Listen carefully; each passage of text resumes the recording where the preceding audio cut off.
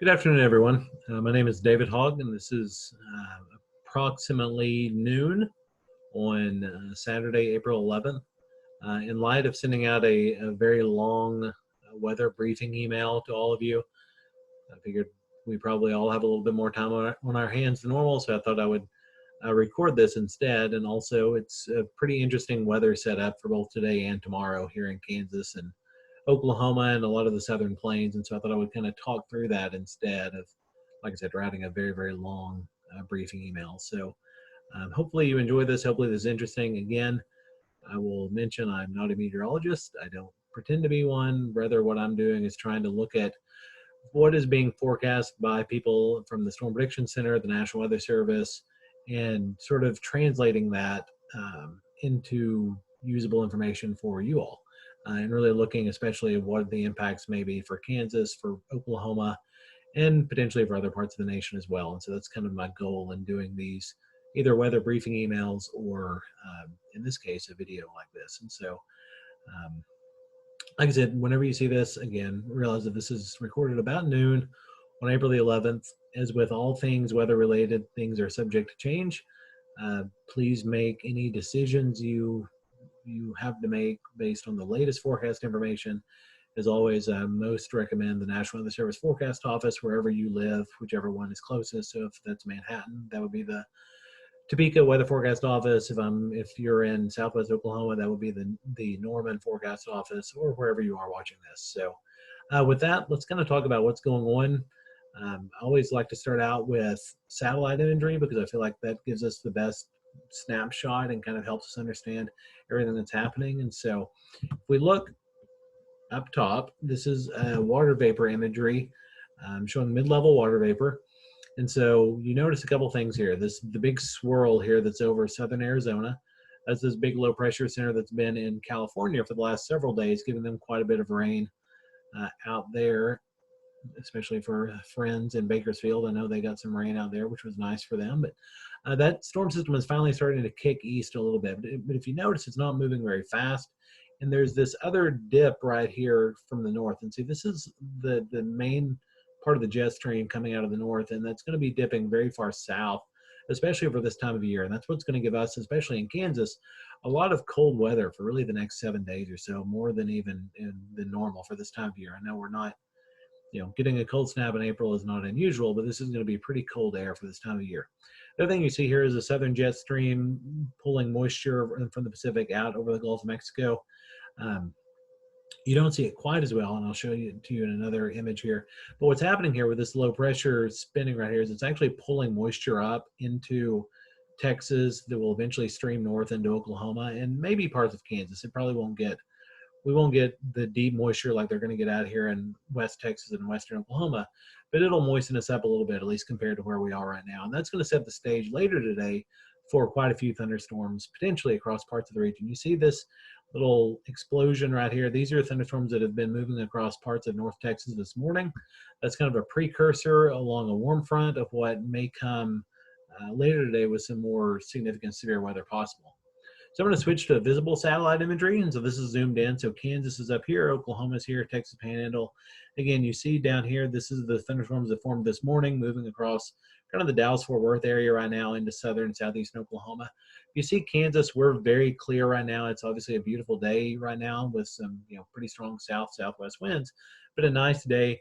You get down here into southwest Oklahoma and into the southern plains of Texas, and you're starting to see some more breaks in the cloud. That's going to allow for more heating and more instability to build in. And what you're going to start to see is a few little thunderstorms potentially form out here in the Lubbock area. Storms that form in this area where we're looking for the potential for the higher end severe weather throughout later today. And so there's the potential there for some fairly good severe weather across northwest Texas into southwest Oklahoma. As we go farther north into northwest Oklahoma and central and eastern Kansas, the potential is there. It's not great. We don't have the moisture profile like they do farther south, but there is at least a chance for some widely scattered to isolated severe thunderstorms later today. And I'll show you that in just a minute. So looking at kind of a surface analysis, if you will. So this was a map at 7 a.m. And so this is obviously a little outdated, but it gives you an idea of this area that's kind of a warm front here that's been cutting the Gulf of Mexico off as far as moisture goes. And what's happening is that this warm front is lifting rapidly to the north. Again, that's why you saw those thunderstorms forming in northwest and central Texas and moving across. And so behind this warm front is where that deeper moisture is going to be. And so as that warm front lifts to the north, behind it, that's where you're going to start seeing dew points begin to rise pretty rapidly. And so up here further north, you have this dry line in place. And again, this is the leading edge of this colder air that's going to be filtering south throughout the day, and really especially tomorrow. You're going to notice it in Kansas how much different tomorrow is going to look than today.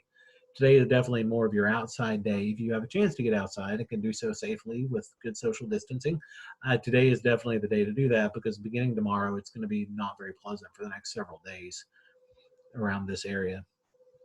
So jumping forward in time a little bit.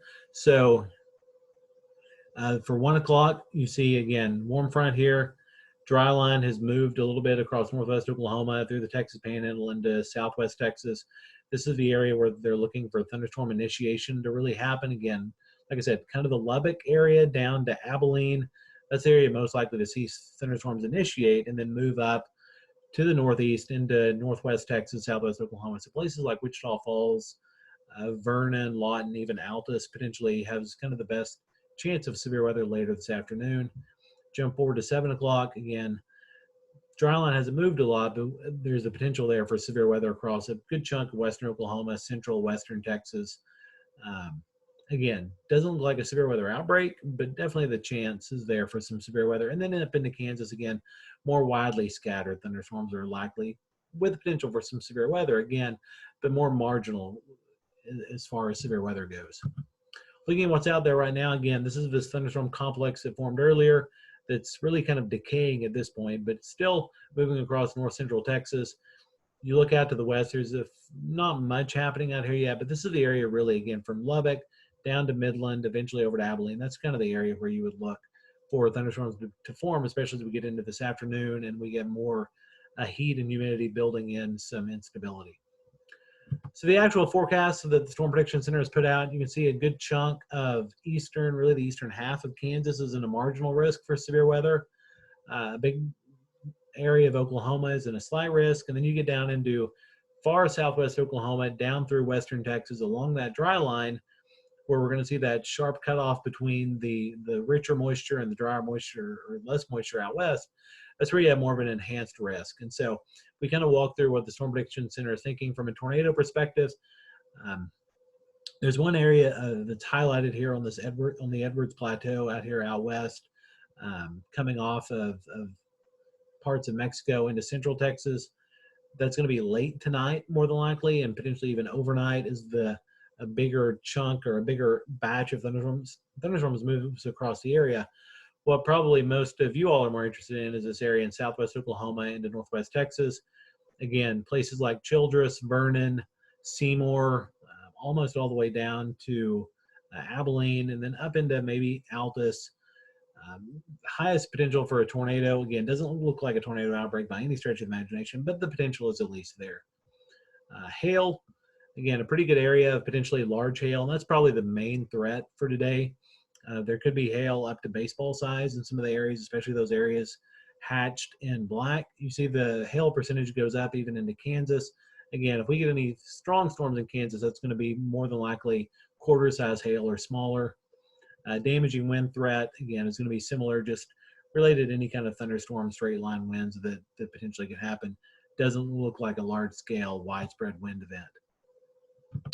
Currently, dew points around the region, again, they're not super impressive for this time of year, but they are going up. And so, in Kansas, we're still low 50s to upper 40 dew points. You get into Oklahoma, you get into the upper 50s, and then down into Texas, you get into some mid and upper 60s, and then really rich moisture, obviously, down here. Again, this is streaming north, and so the question is how much can that deeper moisture make it up into northern Texas, southwest Oklahoma, and then eventually into Kansas before we get thunderstorm initiation. The richer the moisture, the higher the dew point temperature, the more likely we are to see really significant severe weather with this kind of an event. Again, you see the very, very low dew points out west here. This is behind the dry line, and then associated with the colder air up north. And so that's going to be filtering in behind the front as it passes through overnight tonight into tomorrow morning for a lot of the state of Kansas. Looking at Kansas individually, where we're at right now, so you see here in Manhattan, we're at 69 degrees. A good chunk of central and southwest Kansas in the 70s. You see up here, there's a little bit cooler. There is a wind shift. You see the winds are out of the north up here in far northwest Kansas, really the west and the southwest across southwest Kansas, and still southerly to southwesterly around eastern Kansas. And so, again, we're not seeing the really deep, rich kind of southeast wind bringing in moisture like we would expect for a major severe weather event, but we're at least seeing some moisture transport going on at this time. From a hazard perspective, no watches or warnings have been issued as of yet related to severe weather. Now, what you do see there for much of Kansas is what is a high wind watch. And what that is really looking at is for tomorrow as the front passes through the region, it's going to get really windy. And that's going to be the big thing you notice tomorrow. With frontal passage, and that'll start overnight in northwest Kansas, move through the majority of the state by about lunchtime to early afternoon in eastern Kansas. It's going to get really windy. It's going to be cloudy. It's going to be gray. We may see some rain. We may see some drizzle. There may be a little bit of snow, not a lot of snow, not enough to really cause any problems in Kansas. Now, obviously, you get further north here into Nebraska, South Dakota, Minnesota, Iowa. They're going to have a pretty significant winter weather event from this. We're not going to be cold enough, honestly, to really see that. But we could have some, it would not be surprising to have some snow falling tomorrow morning into even the early afternoon for a good chunk, especially of northern Kansas. Don't expect any, major travel issues. Really, the bigger travel issue is just going to be the really high winds, where you could have winds sustained 40 plus, gusts 50 plus. And that's what I'm going to show here. Oops. This is just one computer model that's showing kind of the frontal passage as it moves across. You see the cold air spilling south, the very, very sharp gradient here between, a west, southwesterly wind to a northerly wind. Passage through according to this model, passage through the Manhattan area right around noon tomorrow. I think this may be a little slow and maybe a little bit sooner than that. But definitely a major change that you're going to notice. And then falling temperatures to where by tomorrow evening, temperatures are going to be in the 30s, wind chills obviously in the 20s. And again, this is going to be a pattern that we're going to stay in for a while of really some cool, cloudy, gray, drizzly, not very pleasant weather. So enjoy being inside for a while. From a snowfall perspective, again, this is the kind of a statewide graphic that the National Weather Service puts out. Again, maybe an inch or so up along the Kansas-Nebraska border, maybe a dusting in northwest Kansas. But again, not expecting widespread snowfall. As far as accumulations, again, we may see some snow falling, but it should not accumulate much. One last thing that I wanted to bring up before I sign off is just for tomorrow. So as we are seeing the cold air, as we are seeing this frontal passage through, it really looks like there may be a significant severe weather event occurring tomorrow afternoon and evening in parts of the deep south. So Louisiana, Mississippi, Alabama especially, but then even Arkansas, Tennessee, Georgia, parts of East Texas, potentially a high-end tornado event. And I'll show you, this is their graphic for tornado potential. And this is a little old, obviously, from when this forecast came out, but the idea is that the parameters are there for a high-end event with potentially strong tornadoes across much of the South, Mississippi kind of being the bullseye, but really anywhere in that red or yellow shading area really needs to be very, very aware of that. If you have friends, family that live down in that part of the world, make sure that they're aware of this, especially with everything else that's going on with the coronavirus. Make sure that they have a plan for what they're going to do, where they're going to go if there's severe weather that's threatening them tomorrow. And so, again, just make sure that they have that kind of awareness and are planning now for what to do. So with that, that's kind of where we're at right now. We'll see what this afternoon brings as far as Kansas and Oklahoma. Should be interesting. But with that, I wish you a good day and stay safe. So thank you.